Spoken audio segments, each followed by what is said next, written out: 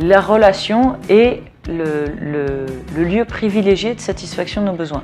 Et donc une relation, comment ça s'entretient? Principalement, on peut la nourrir, la nettoyer, et ensuite, on verra le troisième espace qui est comme celui du choix.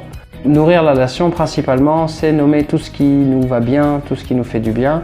Et pour notre part, on le relie, nous, à des sujets, des signes de reconnaissance, qui est une belle façon de montrer à l'autre, dans la relation, tout ce qui est positif pour nous, et qui, du coup, lui donne quelque chose de vivant, quelque chose d'actif.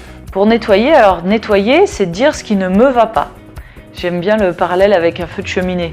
Un feu de cheminée, il y a besoin de l'entretenir, ça s'alimente, c'est nourrir, c'est ce que tu viens d'expliquer. Et aussi, de temps en temps, pour éviter que la cheminée prenne feu et qu'il y ait des gros accidents, j'ai besoin de ramoner, de nettoyer, d'enlever les suies, les choses qui viennent polluer et qui sont potentiellement dangereuses et toxiques.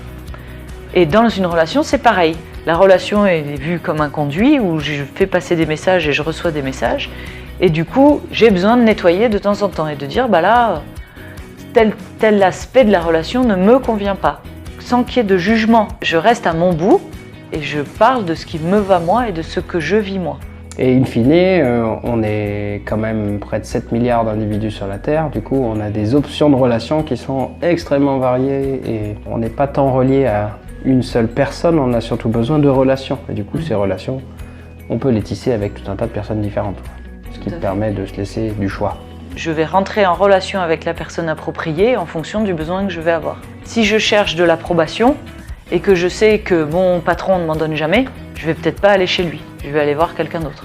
Ce qui nous ramène, comme une fois de plus, à un sujet qu'on aime souvent, qu'est la liberté et le choix. Voilà. Et du coup, la responsabilité aussi de reprendre ce choix, la conscience qu'on a, le choix avec qui on tisse nos relations pour que ce soit positif pour nous.